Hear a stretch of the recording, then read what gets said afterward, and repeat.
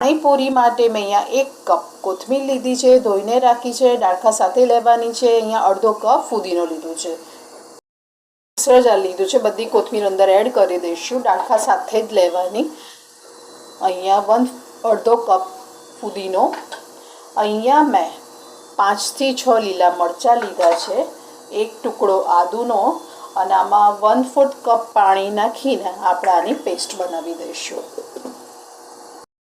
કરી દીધી છે તો આમાં મસાલા કરી દઈએ। તો 1/4 ટીસ્પૂન મેં અહીંયા કાળા મરી પાવડર લીધો છે, 1 ચમચી બ્લેક સોલ્ટ લીધો છે, અહીંયા અડધી ચમચી જીરા પાવડર એડ કર્યો છે, 1 ચમચી મીઠું, અહીંયા 1/4 ટીસ્પૂન લાલ મરચું પાવડર, અહીંયા અડધી ચમચી હિંગ, 1 ચમચી ભરીને પાણીપુરી મસાલો એડ કરું છું।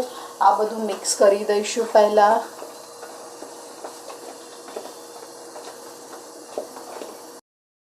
1 લીટર જેટલું હું પાણી એડ કરું છું। 3 ચમચી લીંબુનો રસ એડ કરીશું।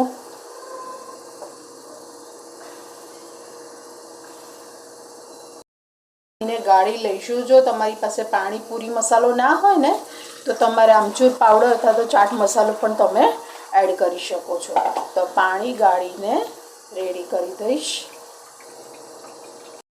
પૂરી માટેનું ગ્રીન પાણી બનાવીને રેડી કરી દીધું છે અને રેફ્રિજરેટરમાં 2 કલાક માટે ઠંડુ થવા દેવાનું। તો તમને મારી આ રેસીપી કેવી લાગે? જો સારી લાગે તો લાઈક કરજો, કમેન્ટ કરજો અને સબસ્ક્રાઈબ કરજો। Thank you for watching.